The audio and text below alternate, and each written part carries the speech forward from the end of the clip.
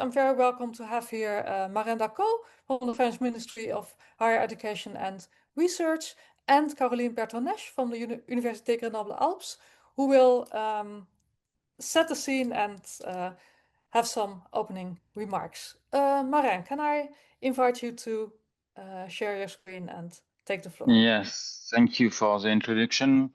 I hope you hear me and see my screen. Yes, we can. Okay, and I'm very happy to introduce this event. We are very glad to see that SOSI is starting now.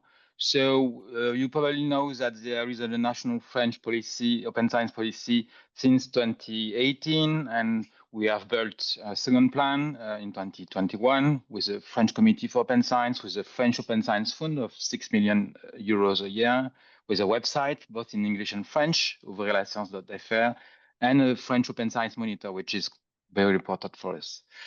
And I want to make the case for open science infrastructures, which are very important for us and to keep the pace of the dynamic of open science. I'm not the only one.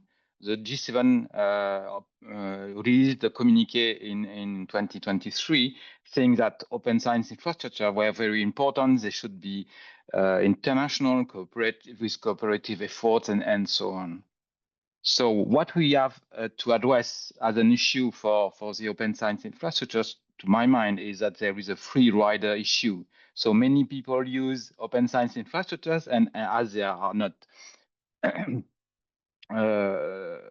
they are free to use, many use it without knowing that there is an issue of sustainability and cost of these infrastructures. So the free riders issue is a very important, and some solution to that is, of course, funding, international funding, and transparency.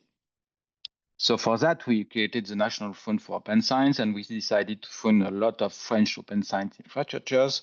But we did also that for international and non-French initiative, relying on the SCOSS work, which is quite efficient and very important. So we decided to give direct support to SCOSS, funding and contributing to SCOSS directly, but also and mainly to support many SCOSS infrastructures that has been selected by SCOSS. Our ambition by supporting SOSI is to make institutions proud of their contribution and make their contribution more visible. This is the first ambition. The second one is to fight or reduce the free rider issue by encouraging more contributions to open science infrastructures coming from many countries, organizations, and so on. And we are also interested in collecting more knowledge about the cost of open science, because open science will not be free. We know that, but people think, okay, it's open, it's free. There is no need to give money to that. So in fact, there is a need to collect information, and the solution for this, for free ambitions, is transparency. It's why we fund SOSI. SOSI is funded by the French Open Science Fund and also by the Université Grenoble in France. So I would like to thank you, and I hope that SOSI will thrive for many years now. Thank you very much, Marin, and also thank you for providing the really logical segue now to Caroline Bertonèche from Université Grenoble-Alpes. So can I invite you to take the floor, Caroline?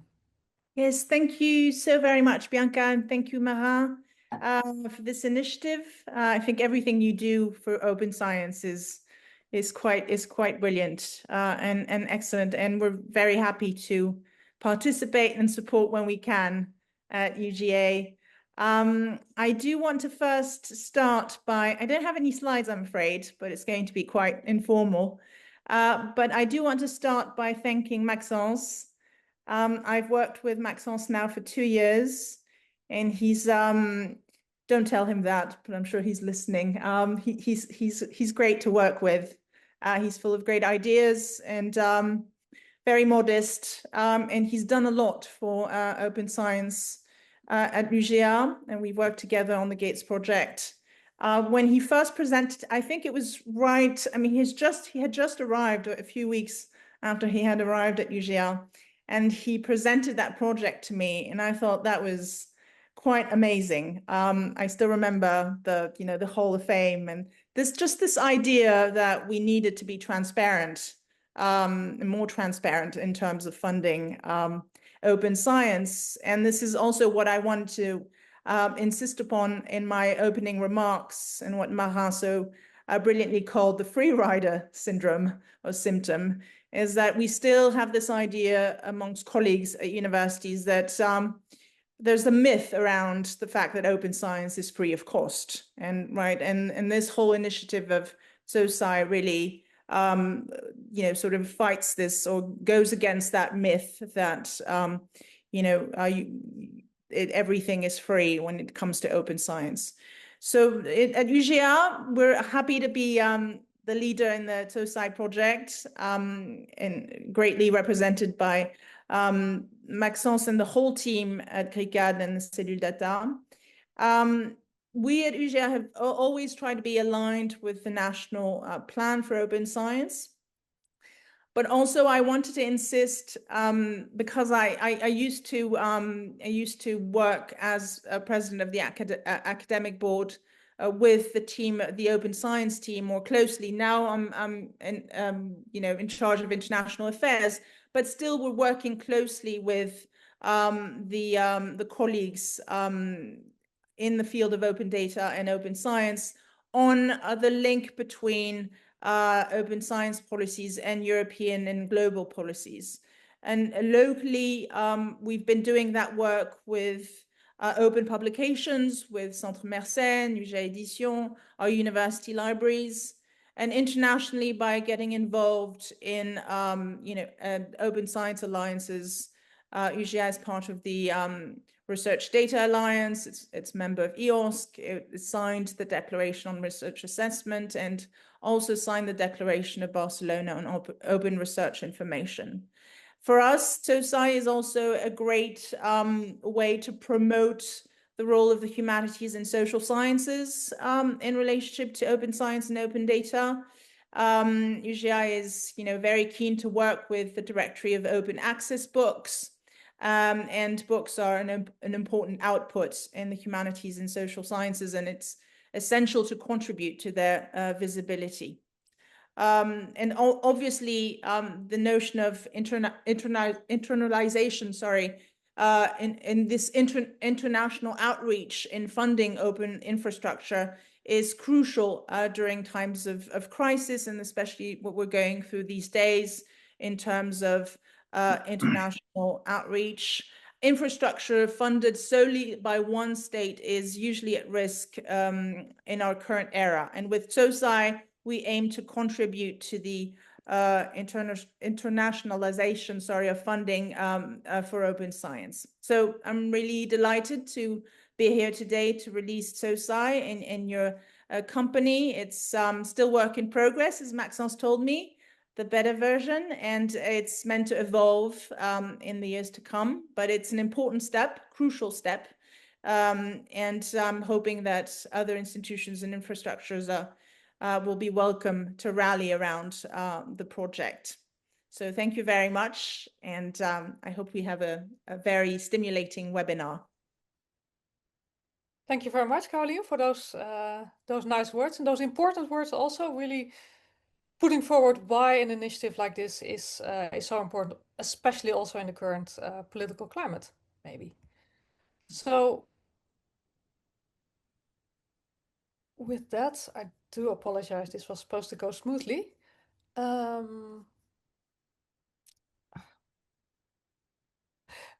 Yes, there we go. So with that, I think that sets the scene nicely for the actual presentation of TSOSI.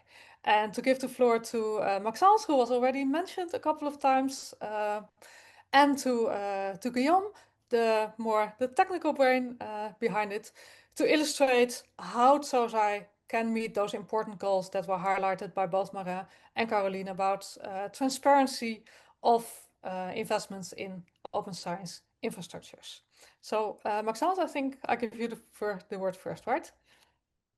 Yeah, I'm going to share my screen. I'll stop. Thank you so much, Bianca, for the introduction. Thank you also, Marin Bertonèche, and Marin Dacos for your introduction. So I'm Maxence Larrieu. I work at Université Grenoble-Alpes at GRICAD unit. It's near the French Alps. It's in the French Alps, sorry, and not so far from Switzerland.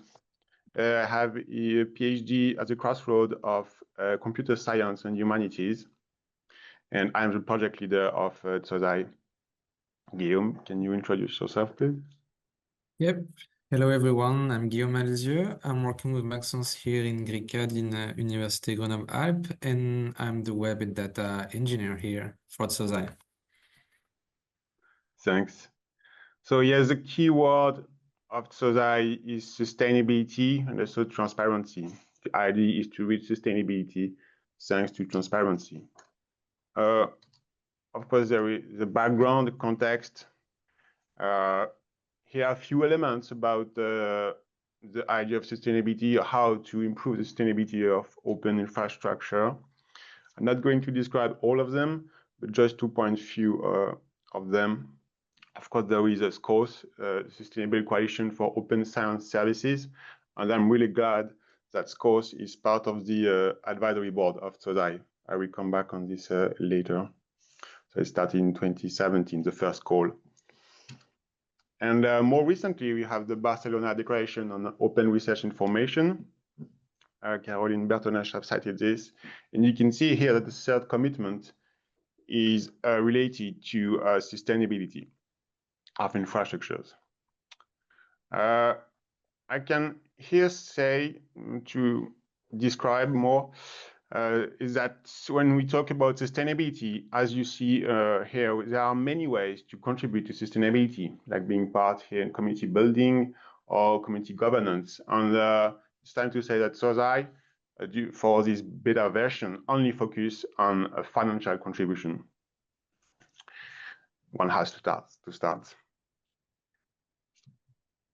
And last year, I read this report from the European Commission, and I was really glad to read that that quote you have here.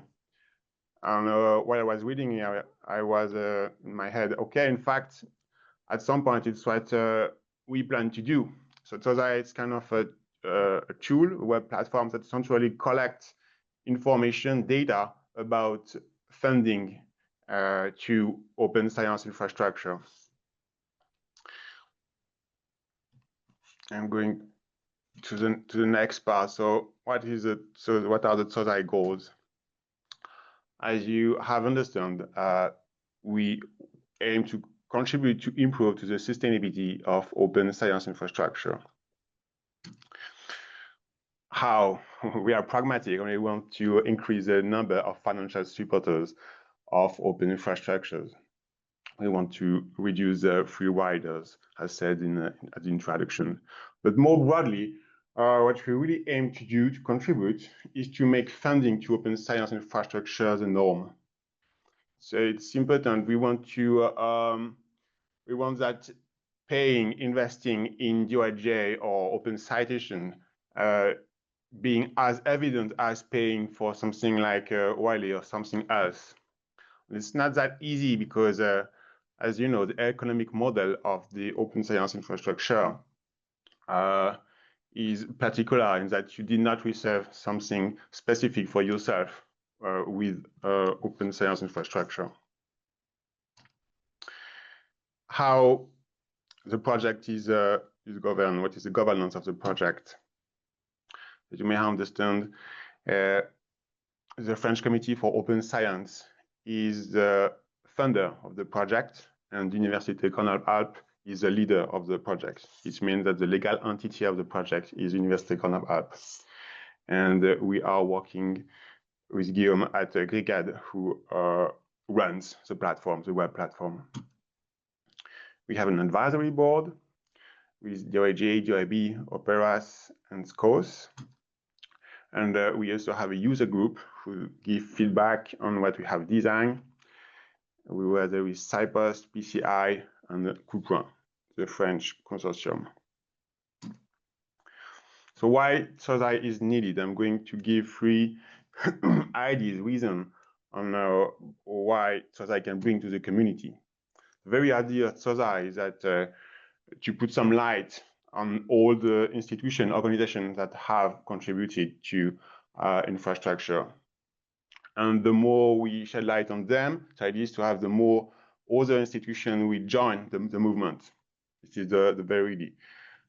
As Marin said at the introduction, we want that institution should be proud of contributing, of paying to that kind of open citation or open science infrastructure. There is no reason to hide that kind of investment. Another reason way of thinking that SOSI data are traces of the choices made to support infrastructure.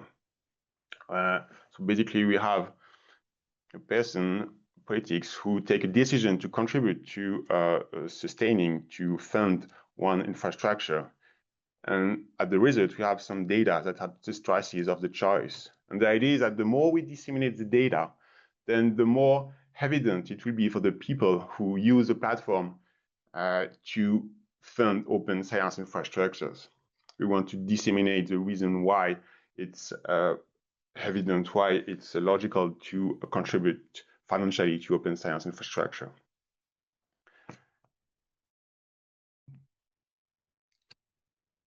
This is my last point, that we know much more why we should purchase content than why we should fund open science infrastructure. This is true for the research ecosystem, but we can go to the individual landscape, where in fact it's really much more evident to buy a product, to pay a service which you will have access after, like an AI chatbot, than it is to pay for something like Wikipedia. We know that Wikipedia, only 2% of their users contribute to this kind of platform infrastructures.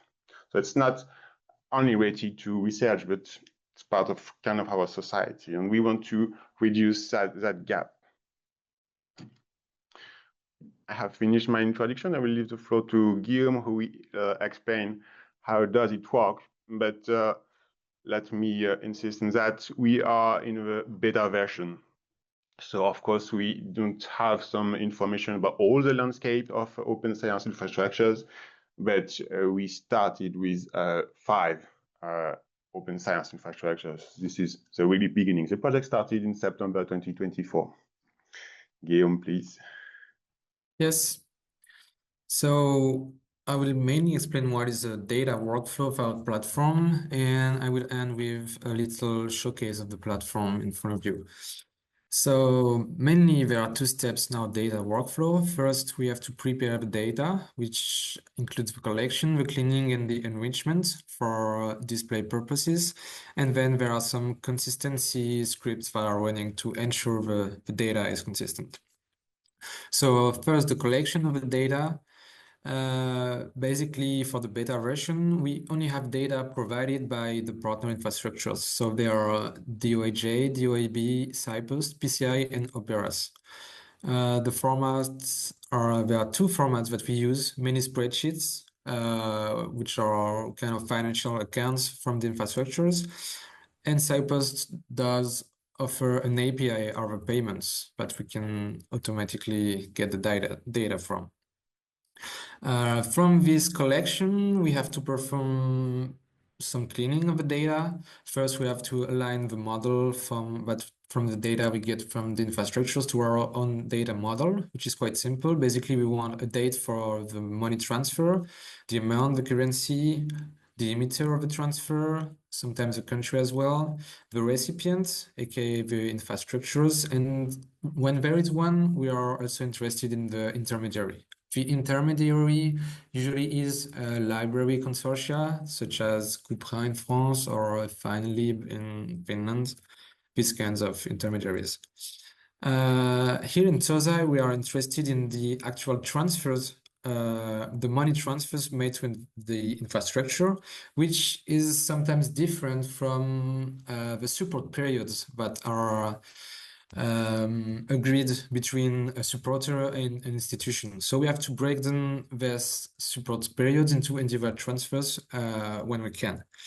And finally, we do a lot of data quality and data cleaning or around the values to check for the countries and stuff like this. So now that our data is clean, what we do in SOSI is that we enrich it. We enrich the supporter's input. So as an input, we have only like the name of the supporter, and we enrich it with persistent identifiers. So we take identifiers from the research organization registry when there is a record for the emitter. If there's none, we try to get one from Wikidata. The process is semi-automatic. We use the raw affiliation API that tries to match a given string to records, and we review that with Maxence and ensure the enrichment is correct. So when the data is enriched, it's ingested by our software to be available on the platform, and then we run a lot of consistency checks on our database. Basically, we deduplicate the organizations, and finally, we fetch additional data from RAW and Wikidata. For example, the official name of the institution, the location, the logo, the Wikipedia description, where there is one, and so on. And we try to follow up the updates in these registries to keep up-to-date data about our supporters. So now we'll move on to a showcase of the app, which is actually available right now at sosi.org. So yes, thank you, Guillaume. I'll just explain the homepage. Yes. So yes, Guillaume have said sosi.org. It's already online. Feel free to go to that web app and share the link. So I'm just going to describe the homepage, and Guillaume will explain the main web page. And so on the homepage, you have this world map where each point is an organization, like an institution or something else, who has contributed, financially contributed to one open science infrastructures. So to be clear, for this beta version, we are working with these 5 infrastructures. That means that the data of TOSI comes from that 5 open science infrastructures. And yeah, we can see that we have already 1,000 organizations so far from 46 countries, which is already great. And you have a small graph about how does it work. To summarize what Guillaume has explained, and this is it. So Guillaume, we go on the DOAJ. Yep, for example. So the application runs around 2 pages, basically. One web page for the infrastructures and one web page for the supporter. So each one of those has their own dedicated web page. So here we are on the DOAJ page. So it starts with some global information about the infrastructure, like its country, its inception date, the logo, and a little summary. Then we try to put some light on how to support DOAJ. It's basically a link to their support page. And we also add some open science related information, such as whether it's committed to POSI, if it's included in InfraFriender, whether it was selected by SCOSS for a funding cycle. Then we will move to the data section of the page. We put this box to consider before reading the data, which is kind of a disclaimer about what is the data you're going to see, its scope. So for example, only the data from the infrastructures, what we're going to show, and the data updates, and some lines about some other stuff that can be really specific to the web page, like this infrastructure. So we have a table, which is like all of the transfers we have in our database that are being received by the infrastructure. So for DOAJ, it's like from 2021 to 2025. You can go order and filter through the table like this. And so for DOAJ, as you see, we can see the intermediaries. So for example, here it's finally or Couperin for France. And for infrastructure, we offer another visualization, which is the charts tab, which shows basically the roadmap of the supporters only for this infrastructure. And then we try to display a histogram of the global support per year made to the infrastructure. So here we had DOAJ, where the individual amounts are not publicly disclosed. And as another example, I'd like to move to PCI, for example, peer community in, which is another infrastructure, which will look a bit of the same. For them, we have an exhaustive list of transfers they are received since their inception. And here, the only difference is that we offer the displaying of the individual amounts of the transfers, but other than that, everything is the same. And then the other interesting feature is to see a supporter page. So, for example, we can take Université Grenoble-Alpes, so which is where we work, and as the same, we will have some global data first, some additional links for like the WAR and Wikidata records linked to this entity. And then we will have basically the table of all the transfers they made to an infrastructure and that we are aware of. Obviously, all the data can be exported in CSV formats. And there's also an API available, but we might talk about it later. I think that's all for the showcase. Thank you, Guillaume. Yeah, so once again, we are in beta version, so we made an item at the top of the FAQ, so take some time to read it, please. And I can just finish with some news. What is next for the next month? Yeah, we are really, the good news for us, the good news for TSOSI, Archive is keen to join TSOSI. So we are working with them about data preparation. So really good news because, you know, Archive is here for 30 years, kind of, more than 30 years. And two other news, good news, I will be at the Liber conference next July with a poster presenting TSOSI, so feel free to discuss with me. And in the same way, I will be at CERN, also in Switzerland, at the beginning of September. This is it.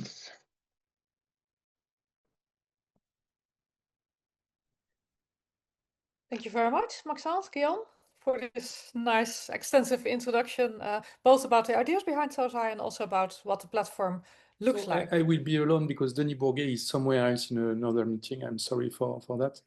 But I'm very pleased to maybe share some thoughts about peer community in and the implication of peer community in the activity of TSOSI. So basically, just a few words just to explain you why we have made PCI and what it is exactly. So the main goal of PCI is to give more power to scientists in the publication process. So it is an open science infrastructure devoted to the evaluation of articles and the publication of articles. So, and some of the goals also are about lowering the cost of the publication process and also to increase the transparency and the quality of what is published in science. So there is something like a double system. The first part of the system is PCI itself, and it is the system of evaluation of articles. And we also offer a service of publication of the articles, which is an optional service for the author whose article have been positively evaluated by PCI. So we have PCI on one side and the peer community journal on the other side, and the whole system is like PCI. Okay, so this was the presentation of what we do. So we currently have something like 20 thematic platforms in different fields, mainly in biology, but not enough, not just in biology, also in humanities and social sciences, like, for instance, PCI organization studies here.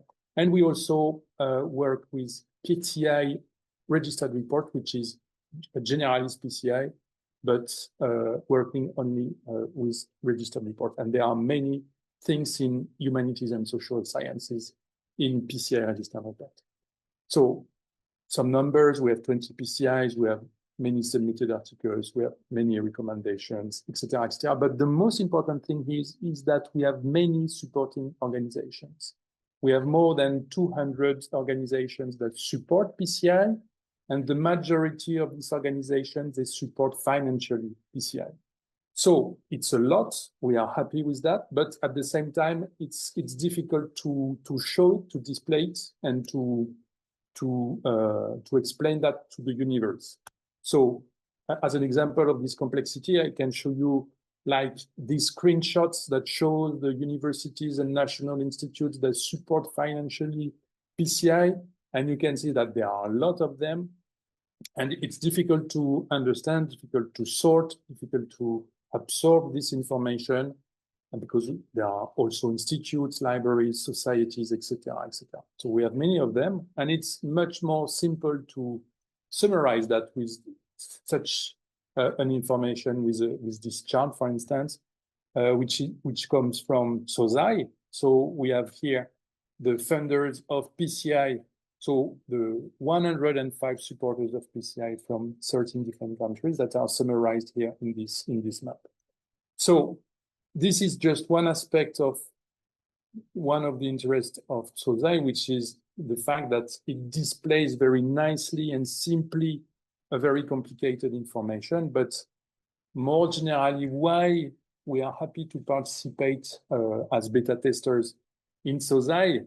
There are different reasons. The first one is to help SOSI because we think it's an important initiative to promote transparency in the finances of open science, and this is a very important goal.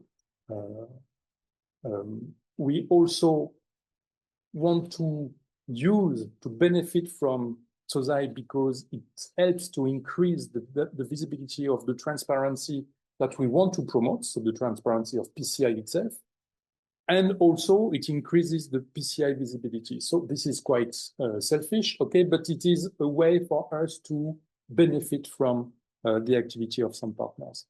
And also, and this is very, very important, the use of SOSI or the existence of SOSI will be a way for PCI to acknowledge the support to PCI. So it's a way to thank them and to show the universe that we have this support. And it's also a way to motivate or to find incentives for new partners. And it's also a way, and this is not an interest specific to PCI, but it's also for other infrastructure. It's a way to help other open science infrastructures for them to identify potential sponsors. And this can be very useful. And for instance, we have used SOSI in this way. We have seen who are the partners supporting, for instance, SciPost, and we have seen this list, and then we have contacted them to know whether it was possible for them to also support PCI. So it's a way to develop the network of supports and of sponsors among all open science infrastructures. So basically, these are very simple ideas, and I would be pleased to maybe to react or to answer any questions about that thereafter. Thank you very much. Thank you. Thanks very much, Thomas. And indeed, if anyone has any questions for Thomas about a particular use case of PCR or their experiences, please put them in the Q&A, and we'll get to them after this session. So our next speaker in this session is Demmy Verbeke from KU Leuven about opening up open investments. Demmy, the floor is yours.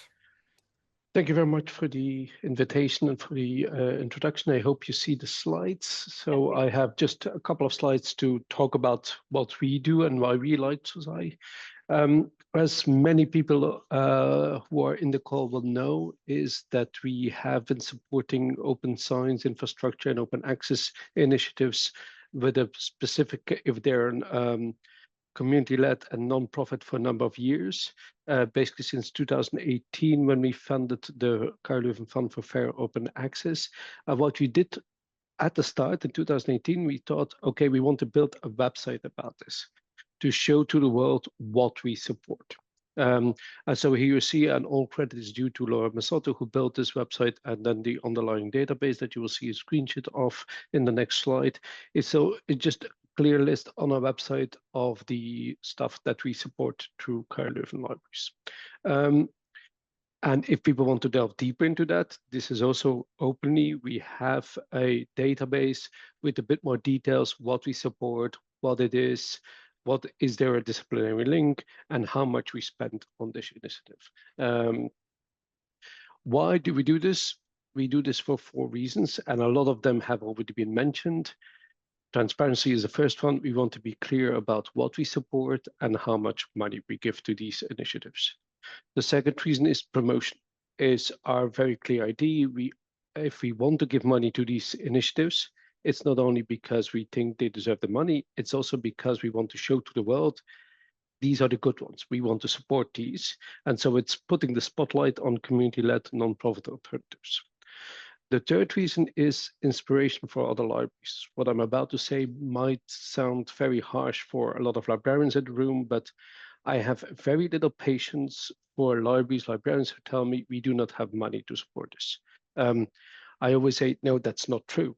If you have money to pay your Elsevier, your Wiley, your Taylor and Francis contract, you have money to do open investments. It is just a matter of putting priorities. Where do you want to put that money? And sort of, I fully understand libraries that say we do have the money, but we do not know what to support. There's so much around. Can we trust it? Can you not tell us? And that's what SCOSS is already doing, of course. What is sort of Open Book Collective is another intermediary that's very clear. But also you can just look at what other libraries are doing. And that was also what we were hoping to achieve with this. Look at what we do, and maybe you can just pick some stuff from the list that makes sense for your institution. And the last reason is what Thomas called the selfish reason, but we definitely have that too, is I need to prove return on investment in order to get the budget to do this. And what better way to saying, look, what a great open science champion KU Leuven is. We do so much with so little money, and so that helps to get the budget every year to just showcase what we do. And that is in essence why we like TSOSI, because it does exactly the same, but on a larger scale and in a more objective way. It provides, we are aligned in the aim to provide transparency, to promote these initiatives, to provide inspiration for other libraries. Other libraries can check out what is happening, what is available in the sphere, who is supporting this, and then potentially be inspired by this. And by marketing, it is of course much more helpful for KU Leuven that this is not on a KU Leuven webpage to see what we're doing, that there's an objective platform that says, look, you can look at institutions and this is what that institution is doing, which is very good for our marketing purposes too. That was about all I was about to say in my very short presentation, but of course, I'm very happy to answer any questions afterwards. Thanks very much, Demmy, for the perspective from your library, who is already doing very much on supporting open infrastructures. And thanks also for your rallying call for other librarians. I think it's also a nice segue to Rosalie Lack from SCOSS to give the point of view from SCOSS as an organization that is indeed organizing support for open infrastructures at scale. So Rosalie, the floor is yours. We can see your screen, we cannot hear you.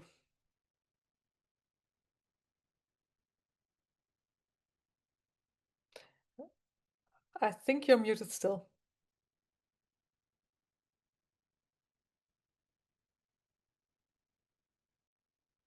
I certainly am. Yep, that would do it. Yes. Okay, wonderful. So, am I there now, Bianca? Yes.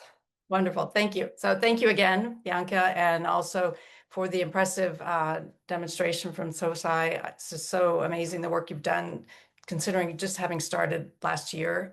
And so I want to recognize that.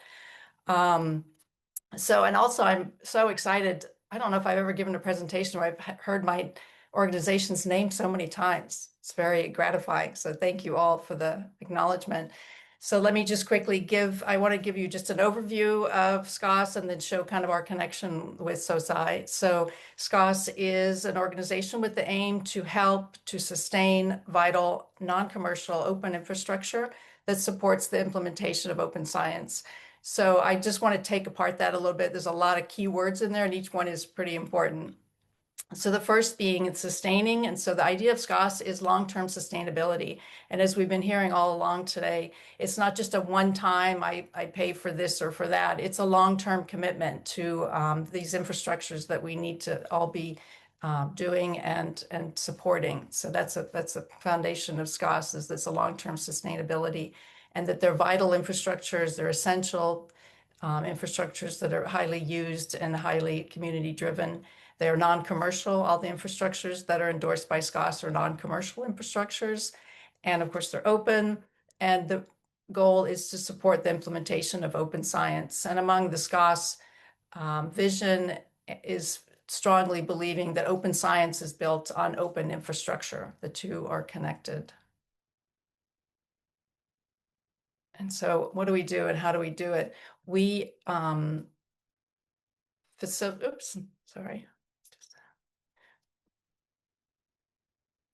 just kind of going.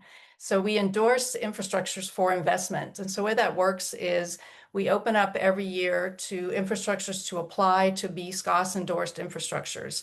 And what that means is they apply to us, and then each of the infrastructures there's minimum requirements they must go through, and then they are vetted in a pretty rigorous vetting process. That's really what we call like a 360 review of the organization. It's their governance, it's their funding models, it's their strategic plans that they may have. It's important that they are obviously open and non-commercial, but also that they have a global reach, that they're fully community-led. So all these criteria go into consideration, and then each year 2 to 4 infrastructures are selected to be SCOSS-endorsed infrastructures. And then we support them in a really interesting model here, where we're facilitating getting them funding from consortia or individual institutions or research funding. And the funding goes directly to the infrastructures. It doesn't come through SCOSS, because the idea is we want, again, this long-term sustainability, that funding should come directly to the infrastructures, and that relationship is built with the eye of a long-term relationship. And in addition, so this is a picture of the SCOSS family. We are now 19 strong infrastructures. And the idea is that these infrastructures, not only do we support them to get financial sustainability, we will also support them as a community of practice. We have many activities that we do together. For example, a communications group where we're sharing best practices. We have a directors network where the directors are meeting to tackle like unique issues of directors of open infrastructure. So it's this kind of cohesive group that is working to move forward open infrastructure and kind of sharing best practices among each other, and also quite broad, as you can see. I mean, it's geographically representing North and South America and Africa, and of course Europe, but also across books and journals and data sets and software and metadata citations and research standards. So this makes for this rich group of infrastructures.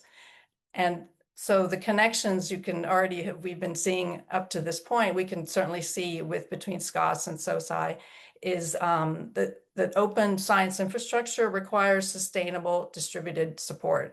And it's certainly the case that no single country, and I should add no single region of the globe or a single institution can carry this load alone. It is a distributed model that we need. And the idea that SCOSS has this framework for choosing these infrastructures, and it's wonderful the work that SOSI is doing to really highlight who's supporting these infrastructures, because I do think that having this idea of highlighting really kind of as just Maxence said earlier, and really normalizing who's funding to show to others. The idea is building this visibility, this momentum that will show others like, hey, you're doing it, I should be doing it also. Now I see, you know, my peer institutions are on this path. I need to be on this path also.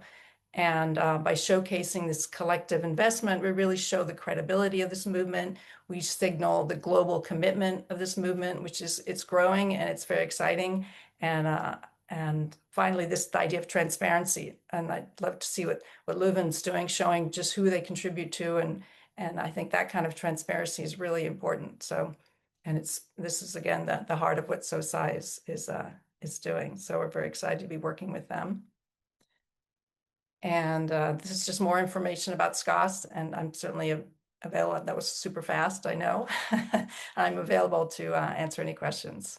Thanks. Yeah, thanks so much, Rosalie, for that overview, and also for pointing out how initiatives like SCOSS and SOSI can collaborate, because I think we often hear like people consider these initiatives as singular, like standalone, and I think it's really important that we're all serving the same aim. So I think it's really important to find out how we can best collaborate and use each other's initiative platforms and data.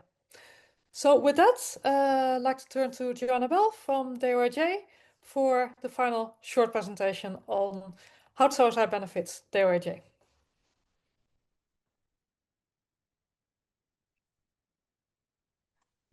Thank you, Bianca. Yeah, sorry, I think I was muted again.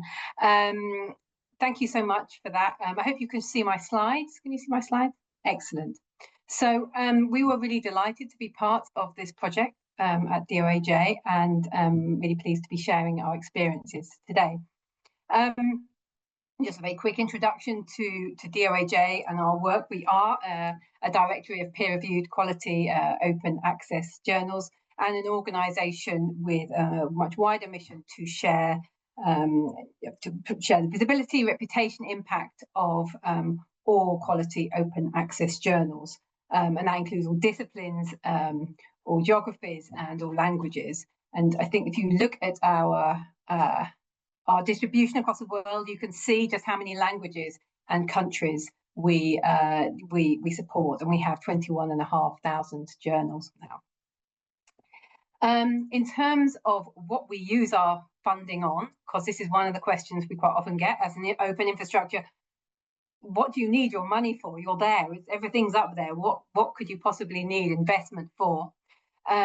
We obviously maintain and develop our platform and our infrastructure, and we also assess about 8,000 applications from journals each year that want to be indexed within DOAJ.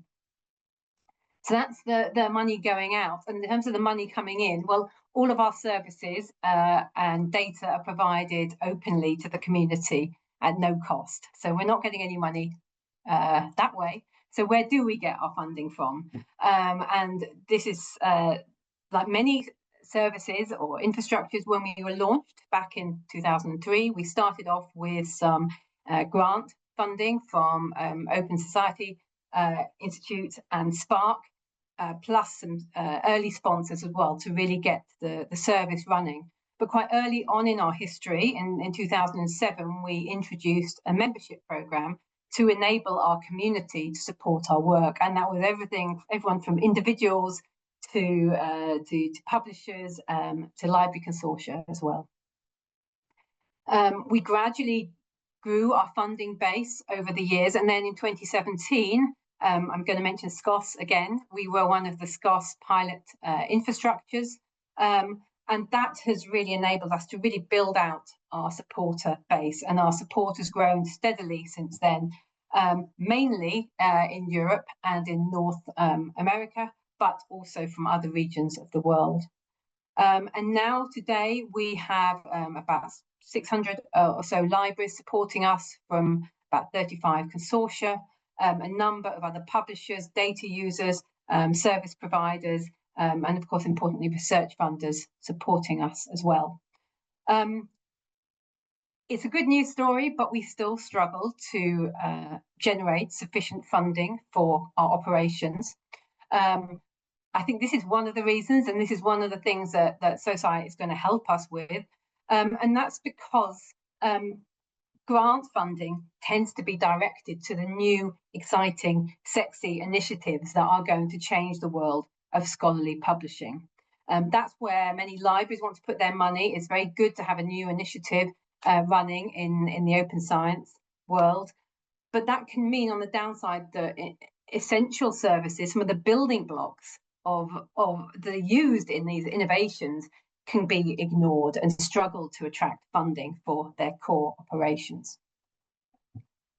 So how does SOSI benefit an infrastructure like DOAJ? Well, it does exactly what I was saying about that invisibility of support, and it promotes it, it highlights it, and it celebrates it. And that's something that we've heard about already today. And I think that's really important, that support for something that some people might consider as being boring and infrastructural is highlighted to this level. Benchmarking for me is also very important. It's something that Demmy came in on a little bit there, that libraries look to see what their peers, what their competitors are doing. They don't want to be the first one to cancel the Wiley deal, for example. They want to act with their colleagues, and they've always compared what resources they're providing against their peers. And so SOSI does this for open infrastructures. It provides an opportunity for libraries to benchmark their support for open infrastructure against others. And I'm really confident that this initiative is going to encourage libraries that perhaps have never thought about supporting open infrastructure before, or don't know where to start, to dip their toe in the water.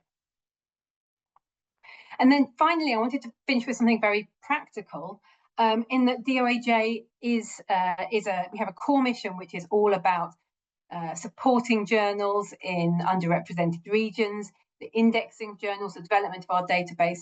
Raising funds is not our core mission. And SOSI provides us with a number of tools that we can use in our fundraising work, which will save us resource. So it provides those fantastic visualization tools that we've just seen. It also provides us with a database of potential supporters for our infrastructure. So I can see which libraries elsewhere in the world are already supporting infrastructures and which might be more likely to support my organisation.